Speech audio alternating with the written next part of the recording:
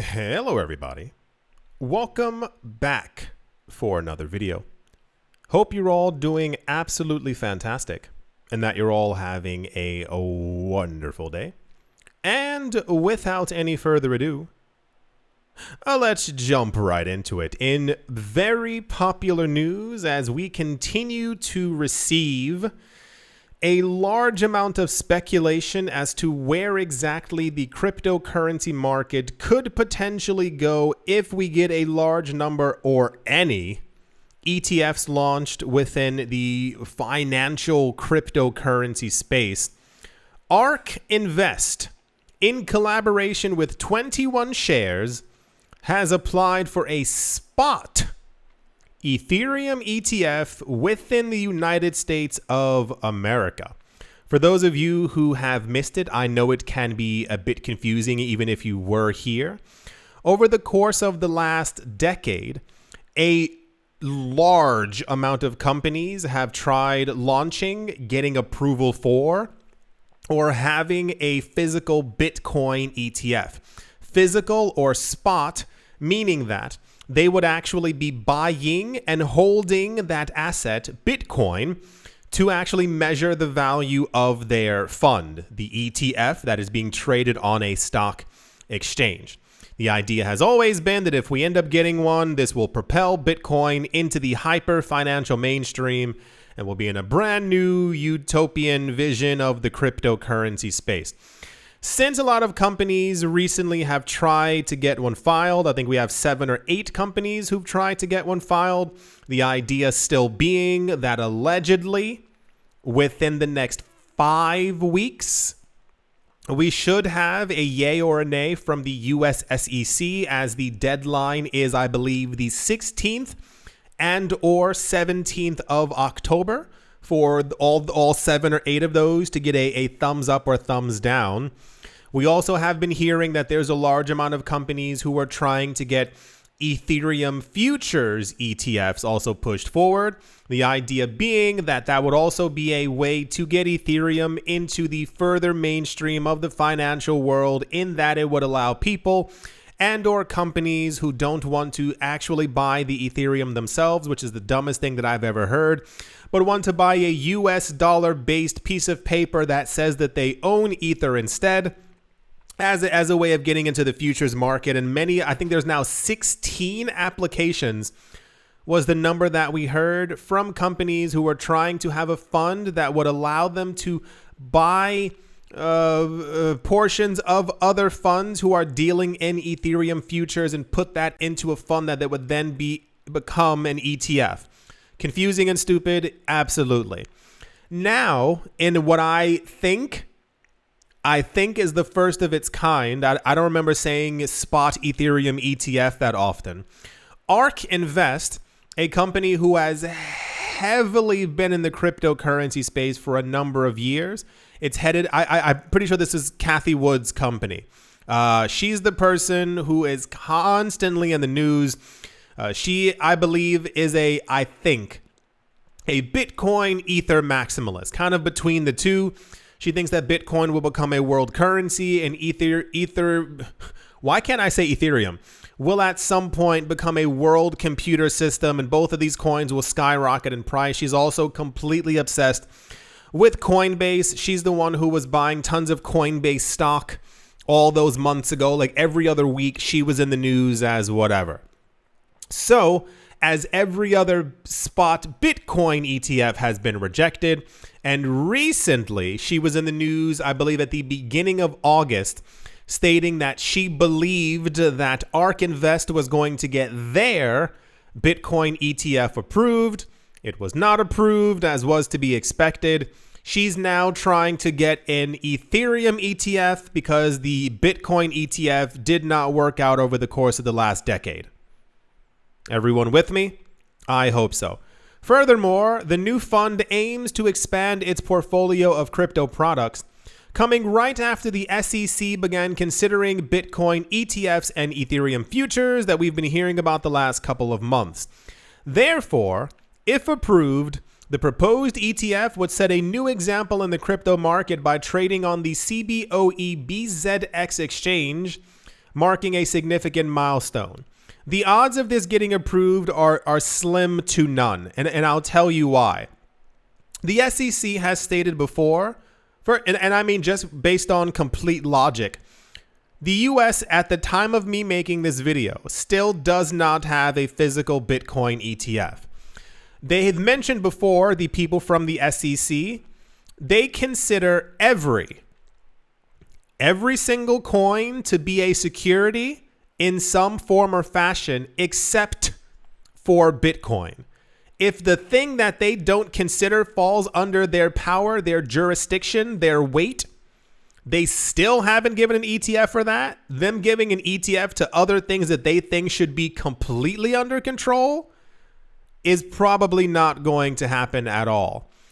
It says, unlike the numerous Ether futures ETFs applied for in July and August, this initiative by ARK Invest and 21 Shares plans to hold Ether directly.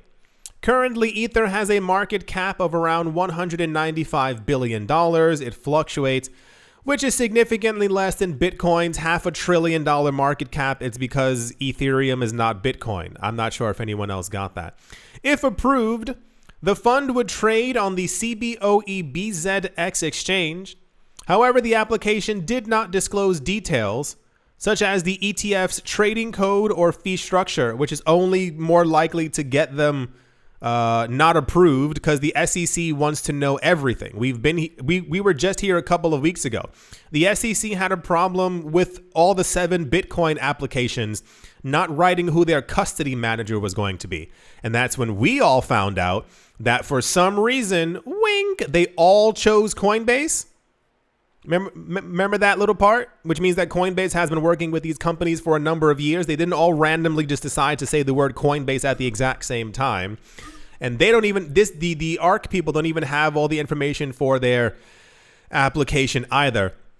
It says, additionally, regulators in countries like Canada have been becoming more crypto friendly. Kind of. Canada was the first country to approve a spot Ether ETF in April of 2021. And later gave the green light to spot Bitcoin ETFs a few months later. This is why this is similar to the whole Robinhood thing. I'm going to try and not rant about it. I don't understand people's fascination with everything having to happen or needing to happen within the United States when every other country on the planet who wanted an ETF has one. It's like you wanting shoes and you have the shoes that you want, but they're in like a slightly different color. You've been wearing these shoes for 10 years now, but if I gave you like a dark navy blue one, only then could you be happy. It's a very weird mindset that I probably will never understand. I get that America's big. I got it, believe me. I understand their economic power, but you can't ask for an ETF and then you have dozens of them around the world that you also have access to. Remember all the companies from America we heard about who were doing business in Canada, even though they were based in the US and they were getting access to and exposure to the Bitcoin ETF in Canada and in New Zealand and the one in Europe? So anyway, a lot of what, and I say this in the nicest way possible, I know it will be taken otherwise. A lot of what ARK Invest has been trying to do is kind of similar to Grayscale in that it's like a little cringy at this point. They're trying so desperately to be the first to do something. I think it's because they know that BlackRock is going to be, if it does happen, BlackRock will be the top of the pyramid along with Fidelity. So ARK Invest over the last couple of years has been throwing their weight around. The same exact thing with Grayscale, assuming that they're kind of going to get approved for this. But it's the same exact thing that Coinbase was doing as well. Remember a couple of years ago when Coinbase was threatening to leave the US? If we don't get a Bitcoin ETF approved, if this doesn't happen for Coinbase, if this doesn't blah, blah, blah, blah, blah, we're leaving the US. And I was like, no, you're not. We all know that you're not. So Grayscale and Cathie Wood's ARK Invest are trying to get Bitcoin ETFs because I think they, like, it's okay if you have a Bitcoin ETF after BlackRock. Like, it's totally fine. Like, even if Grayscale and ARK Invest got a physical Bitcoin ETF and Ethereum ETF, and BlackRock walked through that door, the money would still flow to BlackRock and Fidelity. It's not like people would be choosing them because they're like the first movers. Anyway, that's the still trying news. And yeah, let's move on. Also, this was popular, and I asked somebody, first of all, that is not what that even looks like. For those of you not looking at the screen, they're showing like the top of the Champs-Élysées in Paris, and it's like full of trees, and there are no cars. I think whoever made this photo has never been to Paris, because this is actually quite chaotic. Anyway, amid the current pressure of what people are calling fin influencers, that is not a thing. That is not a word that anyone has ever said. People promoting investment products in their blogs. France has apparently made a step towards outright licensing them. The country has introduced a non-obligatory responsible influence certificate. If it says non-obligatory, that means you don't have to get it. As revealed in early September, two French regulatory authorities, the Autorité des marchés financiers, the AMF, and the Autorité de régulation professionnelle de la publicité, ARPP, have jointly set up a training module for influencers within the financial sector. The Responsible Influence Certificate has existed since 2021, when it was first introduced by the ARPP. Over 1,000 French influencers have obtained it. Now the certificate will have a special course for financial influencers, advertising equities, bonds, ETFs, funds, derivatives, and other investment products. Crypto assets are also mentioned in the announcement as well. To pass the Responsible Influence Certificate in the financial advertising, one would have to obtain a minimum of 75% on the test out of 25 multiple choice. Oh my gosh. Of course, like, you just have to study for like 2 days. That's so ridiculously easy. While the certificate doesn't hold the status of an obligatory legal document, you would be able to withdraw it from non-complying influencers. What? Moreover, to obtain the Responsible Influence Certificate, one would first have to get the general certificate developed by the ARPP for all influencers. Am I missing something? So this is not an obligation to get, but if you don't have it, you could get in trouble as being non-complying. In order to get this, you also have to have the general certificate, and then you have to take a 25-question multiple choice test, get 75%, and then you're able to get the non-obligatory Responsible Influence Certificate. For those of you who've never lived in France before, it's a bit of a doozy. The way that the structure works, it's almost, I can't even put it into actual words. You ever has anyone ever told you something before that made you like, whoa, I'm really confused, but you were afraid to say that you were really confused, and you realized that they weren't actually even speaking, like they were just talking complete gibberish, like, and you're like, oh, I can't understand them because like what they're saying is absolute nonsense. That's how the French system works. Getting paperwork done takes years. Getting any type of bureaucracy is absolutely egregious. When I was there in my teenage years, one of the weirdest things in the entire world was like actually getting like paperwork and like visa stuff done. They tell you on the website, oh my gosh, they tell you on the website to go somewhere to like get your paperwork done. Cool. I stood in line for 3 hours with another woman who was also from the States, and we were sitting there chatting. We both have the same language, so we're talking. A little confused as to why we were waiting for hours. We finally got inside the building, exhausted, and then we were told that we were in the wrong place. We had to go to the center of the city because that's where the office that would actually deal with us was. We went together, got on the train, went to this place, and then we were told that we were also both missing paperwork. But how could that be? On the website, they said that we needed, these 18 pieces of paper, and we had all 18. No, you had to click somewhere else. And if you click even further, there are 5 other pieces of paper that you also had to get. And then you have to like remake an appointment to give them those 5 pieces of paper. I can go home right now. This office is still open. I can run home, pick up those 5 sheets of paper, and give it to you. Nope, you have to wait 3 more months to give me those pieces of paper and then hope that those are the correct 5 pieces of paper. If not, you have to make another extension. This is relatively similar to what this is. One, why do this? Why make sure that there are multiple certificates that people need to have that aren't obligated for them to have? And if they don't have that, they can still be considered non-complying and actually get in trouble. And then they have to take a test that's multiple choice. You know what makes a lot more sense? If you are going to listen, if you want to go this far, and let's be completely honest, if you want to go this far and actually do something, make it like a real test. Maybe like 50 to 75 questions. If you have the nerve to talk about people should be investing in bonds, in real estate, in cryptocurrencies, in blockchain, in funds, in ETFs, you should probably know not only what they stand for, but also like what they mean, how they work. Does this apply? I'm very confused as to, this was also for those of you who didn't get it. This was relatively popular news, and apparently it was quite welcomed by a lot of people because I think people were reading so hard between the lines.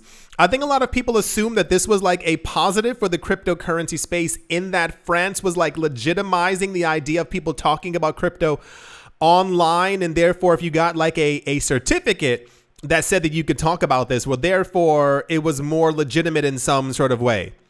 Multiple choice questions, for those of you who don't know, that's not a test. And I know a lot of people around the world, I'm looking at you, take multiple choice questions on their tests. Like, it's literally like overnight memorization, but you don't actually learn anything that you should know or that you should be able to retain. Remember those tests? I used to hate tests. Remember those tests where we actually had to like write like a short paragraph about that thing? That was because you actually learned what you had to, you should have to write, as opposed to, circling in like a little 1 of 4 thing, because you basically have a 25% chance of getting it correct. Anyway, so yeah, this was popular news. The things that end up making it into the big time cryptocurrency news continue to always confuse me, because it's never stuff that I would have. I did not think people having to get paperwork or not having to get paperwork would have been popular news, but alas, here we are.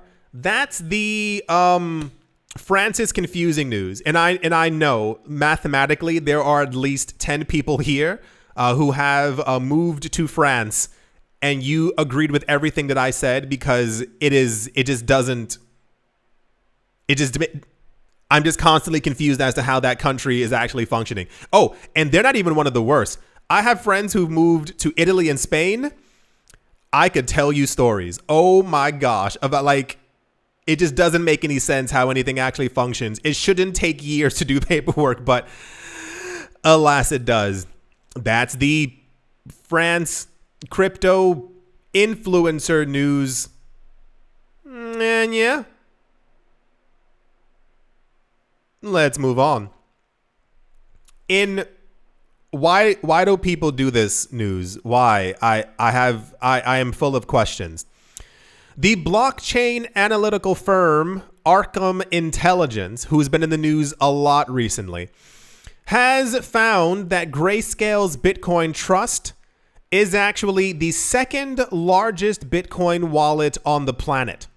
Apparently, they found out that the trust has X amount of Bitcoin and apparently is associated with 1,700 addresses.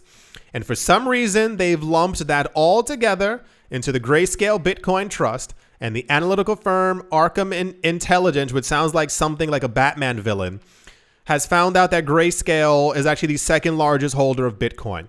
For whatever reason, that's been going on, this new company, Arkham Intelligence, is continuously making headlines within the cryptocurrency space.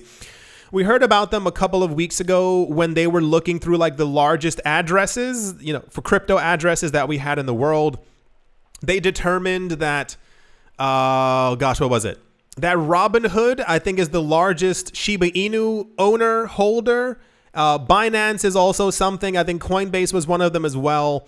And they keep, so let me, and I'll say this in a very, very, very, very, very nice way. The point of the cryptocurrency space is not exclusively anonymity. It's more of a, what's yours is yours kind of thing. If we, and I wonder why more people aren't, and I dare say the word outraged by news like this. Imagine if you right now listening to this, were in a situation where someone not only found out your business name, but also found a way to figure out exactly how much money you had in your bank account, how much money your real estate was worth, and how much all your other assets were worth, and then published an article about it. You know how like a lot of times when we get news about Vitalik Buterin and how rich he is, it's because people are constantly scouring the blockchain for this information. And once again, it's not that the information is private per se, because a lot of them have given people access to a public blockchain account. Of course, they have others. But people, then scrutinize the movements of these wallets. Vitalik Buterin moved $1 million worth of Ether. Why would he do that? Is he going to try and crash the cryptocurrency market? Binance just moved money from this account to another. Is Binance about to sell? Is Binance about to bring down the value? It's that kind of momentum in the news that constantly ends up making it. So upon news that this company found out how much Bitcoin Grayscale had, this isn't news that people need to know about. Grayscale as a company, as a centralized company, isn't under any obligation to tell you how much money or cryptocurrency that they have. Don't be under that illusion. Don't be under the illusion, because, which is also incredibly cringy. And people used to tell me to do this years ago as well. Those other YouTubers who were like, I made $500,000 last year and here's how. And they'll tell you exactly how they made it, and they'll show you their bank statements, and they'll show you exactly how much they have in stocks. Does that sound normal to you? Does that sound like and if you said yes, please share with the class right now exactly how much money you have in your bank account. Please tell me how much your cars are worth. Please give me the exact value of your real estate and any other assets you might have. Why'd you get so quiet? Because it's weird. The entire idea of that is incredibly weird. However, a large number of companies have normalized the idea of finding how much people have, what they're doing with their money, when they move their money. It's completely creepy. It's very weird. But of course, this actually ended up making gigantic news. Why? Grayscale has constantly thrust themselves into the front of the cryptocurrency news spotlight continuously. And when you have news that you potentially might have found the second largest holder of the largest cryptocurrency on the planet, of course, people are going to look at the news. It's going to be very, very popular. But this trend, I think at some point will end. And I say this nicely because they're going to mess with the wrong person. The term is in colloquial English, F around and find out. They're going to dig too deep, one of these companies, and they're going to learn a lesson very, very quick, because people demand and want certain levels of privacy. They want to be able to do what they do on their own. And I think at some point, one of these companies is going to have a very interesting situation on their hands. The revelation comes despite Grayscale's attempts to keep the trust on-chain addresses under wraps. Yeah, because they're a centralized company. Whenever you get news as to how much money Apple has and all these other companies, it's because they make the actual information public. Like when they file things with the SEC or because of tax reasons, that's one thing. But actually how much the company has, they're allowed to keep that under wraps because people have fought for years and I air quote here, for this type of economic freedom, to be able to not have to tell the public how much money you have and what you're doing with your money because it's yours. Arkham Intelligence made the disclosure on Twitter. In a post in early September, the firm revealed that the Grayscale Bitcoin Trust is the second largest Bitcoin entity in the world. The fund contained more than $16 billion worth of Bitcoin. The checks out with Grayscale's website, which states that the total assets under the firm's Bitcoin Trust. Do you see this over here? This website's crazy. What is this? It's like completely losing its mind. Under the firm's Bitcoin Trust are over $16 billion. Thank you for... Stop shaking. Jeez Louise. This says, breaking. Arkham has identified the Grayscale Bitcoin Trust holdings on chain. It is the second largest Bitcoin entity globally, holding $16 billion worth of Bitcoin. Though Grayscale publicly reports balances, they have refused to identify the on-chain addresses of the trust because they're probably not obligated to do so. They're already regulated in some sort of way, having a trust like this through the SEC.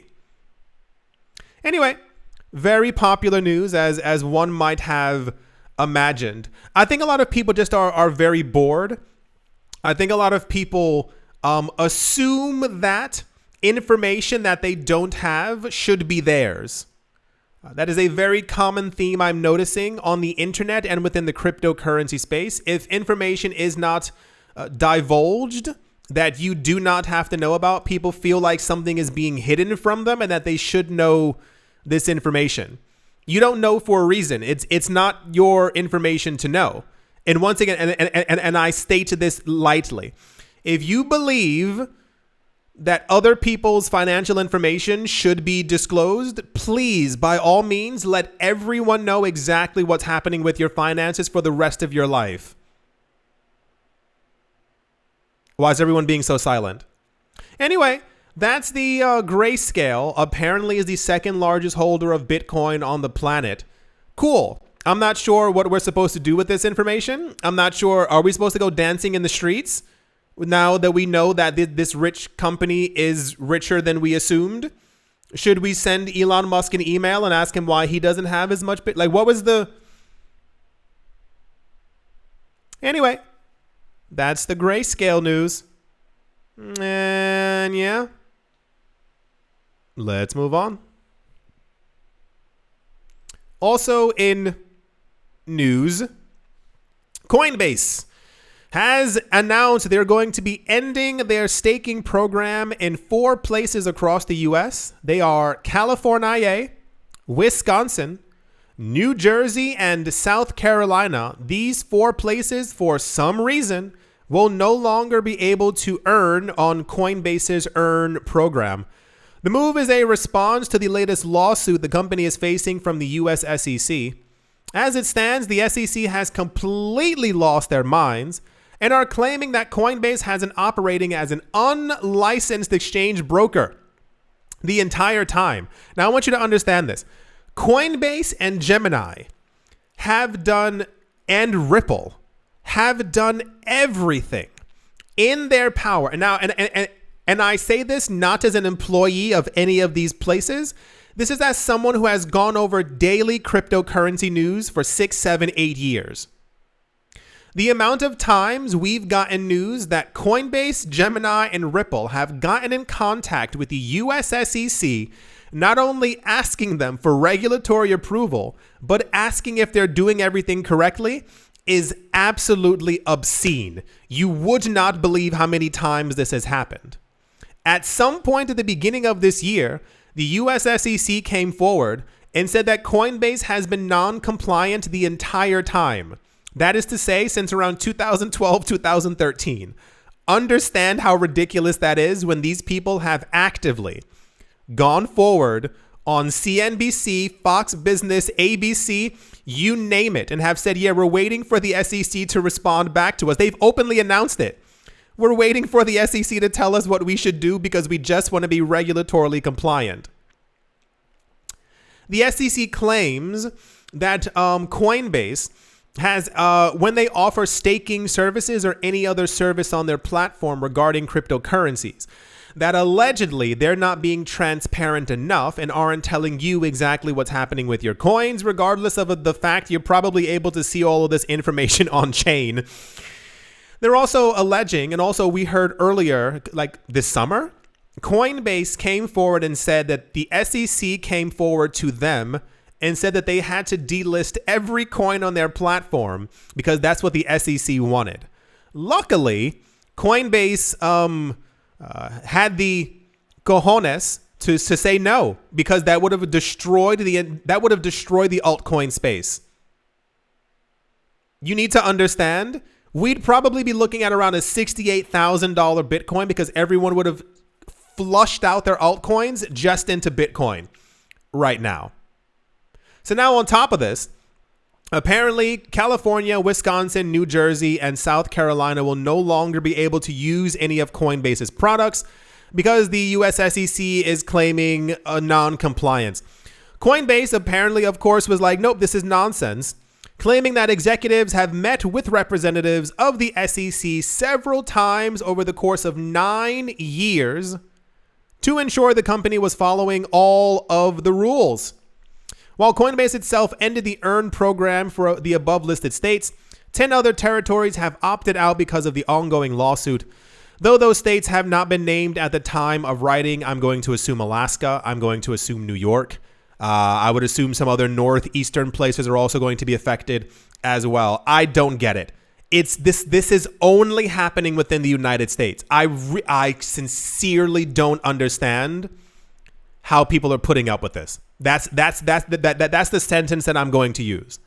I don't get how there isn't more anger and or backlash at everything that the SEC is doing, essentially stopping tens of millions of people in the US who are into crypto from making money in the way that they could do. And I will say this last point. As always, remember, if you are legally able to do so in your country, do it legally. That is to say, if you are legally able to custody your own coins in your country, do it. Find a way to make sure that all your coins and all your eggs are not in one basket legally. If you are legally able to, within your country, take some of your, if you are staking your coins on a platform and you are at any point afraid that that might not be the case in the future, if you are legally able to do that in your country on your own computer, look, like there are tons of reputable wallets that you can have on your computer, on your laptop, on your desktop, where you can stake your own coins without having to worry about them, being taken away or the cryptocurrency exchange having some kind of problem. And you can do it legally. I implore you to do it legally because I don't get it. I mentally can't understand how people are allowing this to happen. The SEC has, I'm not even in the States. The SEC has gone so far above and beyond with this behavior.